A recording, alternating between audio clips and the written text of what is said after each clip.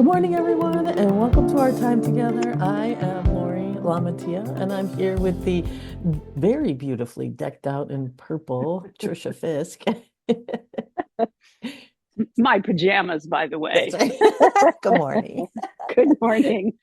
So today we're going to talk about a yogic concept, which is called Pratyahara, but it's really a fancy word for withdrawing of the senses and coming into your present moment and making yourself, not making yourself, availing yourself to the present moment. So I'm going to turn it over to Tricia because she teaches Pratyahara as a part of all the yoga teacher training. So she'll give you a better understanding. And the reason why we want to talk about this is because the winter solstice is coming up, and that moment where we are crossing from all, more darkness, or we're at the point of all equal darkness and light. So the winter solstice is a really beautiful time to talk about Pratyahara. So Tricia, please do your yoga magic with us.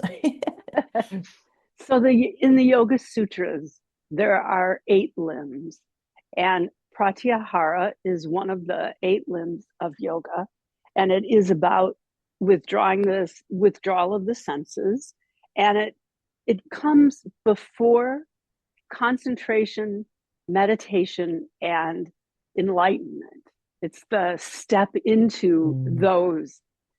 Um, so it's especially at this time of year, there's so much outer distraction. And, at least here where we are, the weather's getting cold, the days are short, right? Equal amount of light and darkness on that day. and And Christmas, we jam Christmas right in uh, the middle of this right, whole thing, or holidays with running around and parties. And I just find it's like, why did we do this to ourselves? This is a time when we're supposed to be like, right, really be right, finding that calmness and that stillness to just be present to whatever is there. And we have a really hard time doing it. In fact, I would even say we go to the point of avoiding it for the most part.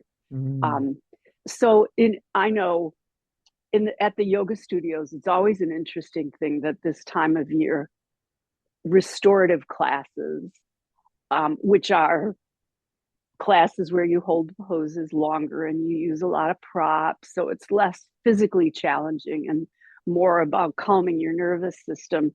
Those classes get packed, and I'm not even sure people understand why they're getting that urge to go sit in a restorative right. class. Good point. Yeah. Yeah, so There's that soul wisdom that says you need to chill, girlfriend. So yeah, go to a restorative. Yeah. right, Could see that. right. And so one of the meditations I like to do around this time is meditating on the gap between breaths. So when we Mm. focus on our breath, when we withdraw our senses, focus on our breath, um, and don't try to direct it or control it, the mind becomes very absorbed. And we start to notice that there's a pause at the bottom of the exhale before you take your next inhale. And entering into that pause, that space, that gap is everything. It's divinity and presence and infinite potential. And so it's an opportunity to just get comfortable being in that space, even just for a little, 10 minutes. Um, and it's very effective and it's accessible to most people to just focus on your breath and not, yeah. Um, One of my so teachers says, get empty, empty, empty. And because I've been I've been noticing because we were going to talk about Pratyahara, and I was like, I could see my mind again. How do I empty? How do I withdraw? How do I, it's so funny how our minds just keep yapping at us, even to get us to do the simple thing of focus in between the breath, empty yourself. And so I think being gentle with yourself and compassionate as and letting yourself go through those, it feels like a relaxing or a sequencing of emptying so that you can be present for the beat. So, and in between the breath gap to get into the gap. Right. Right. It's that beautiful space that in words sounds like it's empty, but in experience it's It's so everything. rich. Yeah. Right. Right. And so in Tantra yoga, what we talk about is that focusing on the breath is, like, in a way, it's just a way to rein in your mind. Give it something to do, give it a task. Watch, my belly move while I breathe. And pretty much everybody can do that. So it's getting your mind to focus for concentration instead of just telling somebody to empty out, because I don't think people know how to do that. It's like you have to, Right. yeah, you have to Right. bring the mind with you if you're Right. really going to experience a moment of stillness. The mind has to be a part of it. It Right. And that's can't, one of the yeah. reasons why I was like, Pratyahara is withdrawing the senses. And I'm like, oh, how do you do that? So your explanation is perfect. Just use your breath, something so simple and available and here now, Right. always. There's also a mudra, hand mudra called Sanmukhi mudra, which is for withdrawal of the senses, where you put your thumbs in your ears, your index finger on the eyelid very gently, middle fingers on your nostrils very gently, ring fingers, upper lip, pinky fingers, lower lip. So you literally close off your Yeah. senses, and that's very helpful Right. for And then you do the bee withdrawing from buzz. the Brahmari, right? I Brahmari. love that. Oh, yeah. That does work, late people. Just saying. Yes, It really works. right. And You it's close it right, all it's up and right. It's easy to do. You just inhale normally, and on your exhale, you hum. yeah, And it's so right. It's that buzz of a fabulous. bee. Yes. And it feels so good in your body. I think sometimes we don't realize how good all this is in our, like you said, in our nervous system that is overstimulated so much during this time. And we're going to a darkness, we're going to more darkness, which is that point where we're rejuvenating and we're supposed to be coming in, almost hibernating like a bear. We're supposed to be in Right. like this hibernation mode, and everybody's out Christmas shopping and partying and drinking. It's like, Right. oh Right. man. Right. I know. I'm invited to two Christmas parties on the same night. It gets Right. just gets yeah, it gets a little crazy, Yeah. crazy So this time of year. And that's why we wanted to do this. And I do know that for me, when I set aside a segment of time, 15 minutes, and I even set my timer, it's like giving myself permission to withdraw, to be Mm, present, in this time when we're so busy that and I even had an appointment with like a woman, and we set aside a half an hour, and like we do us, me and you, we meet here. It's our time. It's our time to respect and honor and be in that place. And so I do think giving ourselves an egg timer of 15 minutes to withdraw, to be, to turn the phone off, to close the doors, close the shades. And I do think turning the phone off and saying no to that is so important. I'm here with me now. it's beautiful. Yes, I noticed. So we had been talking about this a little bit in the teacher training groups I do. One of the things I love is I turn my phone off, and I even keep it in another room so it's not a distraction at all. But I notice that in quiet moments, sometimes I can see some of the trainees there with their phone, like, on the floor by their side, and they're, like, looking at it. They're trying not to get You were going to pulled say in by pretend. it. They're right. It's I like- was going to say pretend. They're pretending not to be on their phone, but they are. And I just think it makes me sad, actually, that being fully attentive for a couple of hours in a day is like more than we know how to handle anymore. Right. And I think for us, we lived pre-cell phones. So we had the Right. experience of being pre-cell phones.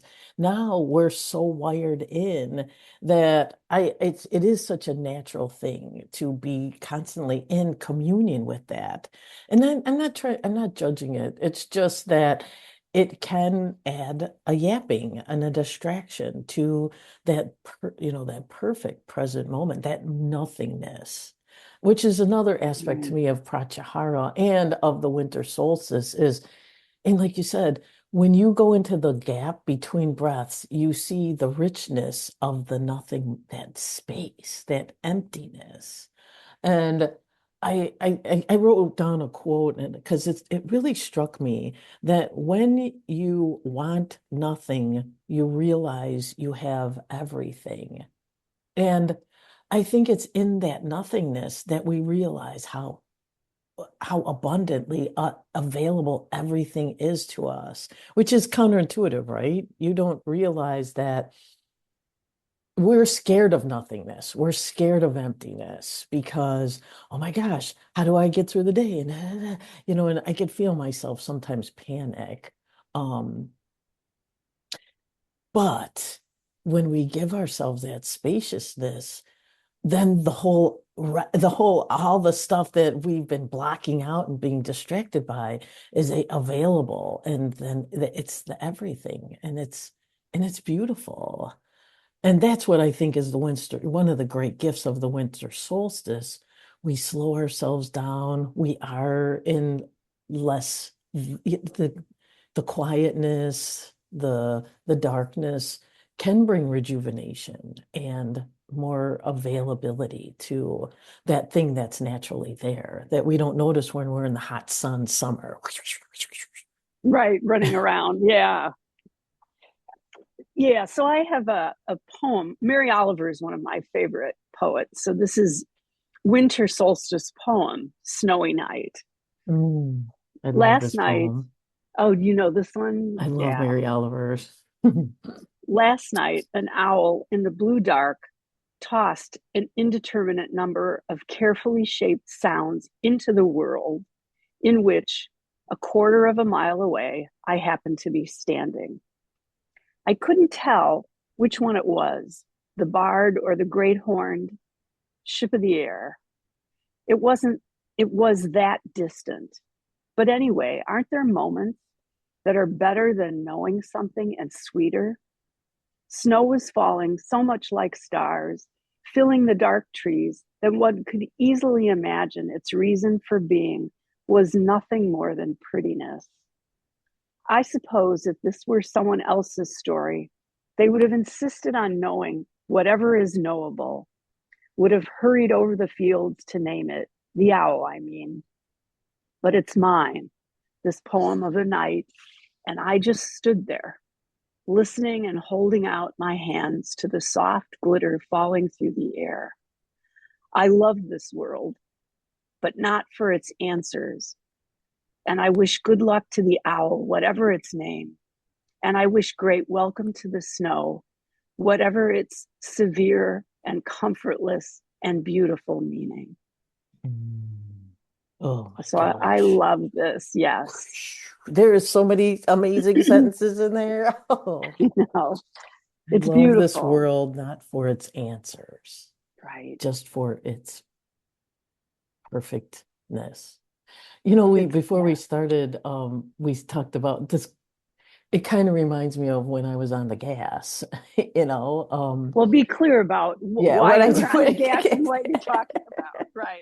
so I go and get my teeth cleaned every 3 months so that mostly so I can do nitrous and go Okay. into this other world. And my dentist is lovely. I think I've talked about this before. And this time when I was in the nitrous, when I was in that place, I was having this game with my mind around, well, what about this and what about that and what about this? And people use the gas to do this and that. I mean, it was just this mind swirl that I was doing.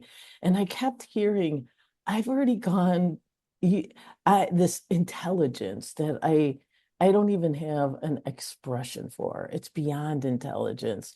Kept going. I get it. I understand you want, I've already thought that through. I've already worked through every permutation your little mind can come up with.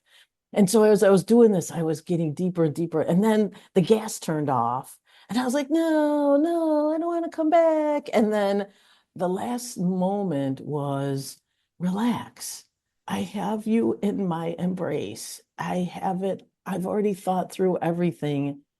And you don't have to have the answers to everything. I've already thought about it. I have, it's almost like we have the best navigation system in the world, and it's our soul. It's that higher intelligence Mm.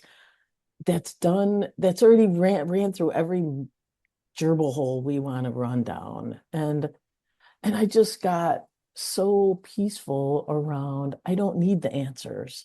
I love this world not for its answers, but for this perfect moment. And we can lean into that giant intelligence that's way, way, way, way beyond everything that we could ever imagine in our little minds. I keep saying it's like AI on steroids times a million. It's way smarter than all that because it came up with AI. Hello, it came up and inspired us. I mean, it's so we can relax, I guess is the point, truly. And that wisdom, that nothingness that we're allowing ourselves to sink into really makes all the beauty available. And it's the reason there's nothing more, and there's nothing more than the prettiness, I think, is the great gift of this season. The Mary Oliver sentence. It's the Right, reason for being, nothing more than, I don't have to name it. We don't have to right, figure it out. right. Just being present with it. In the gap between breaths.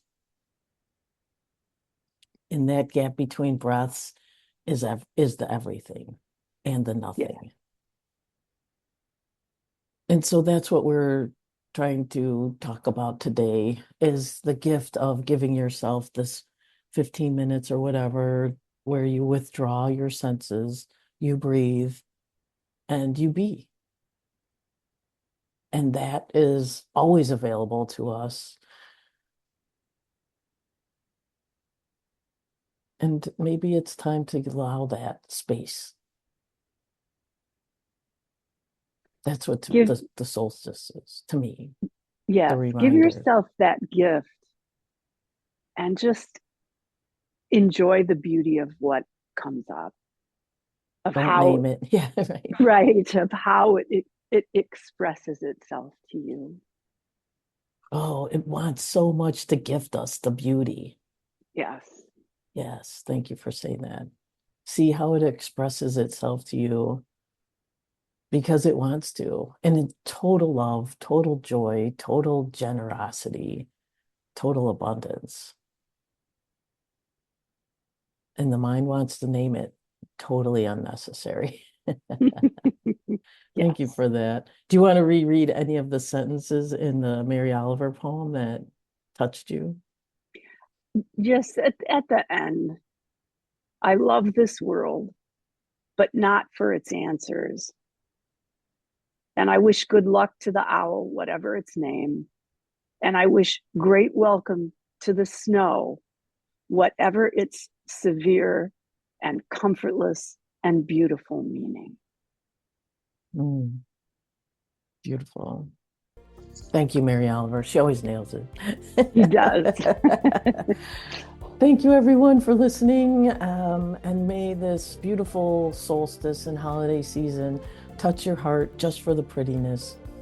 Answers not needed. Aha. Swaha.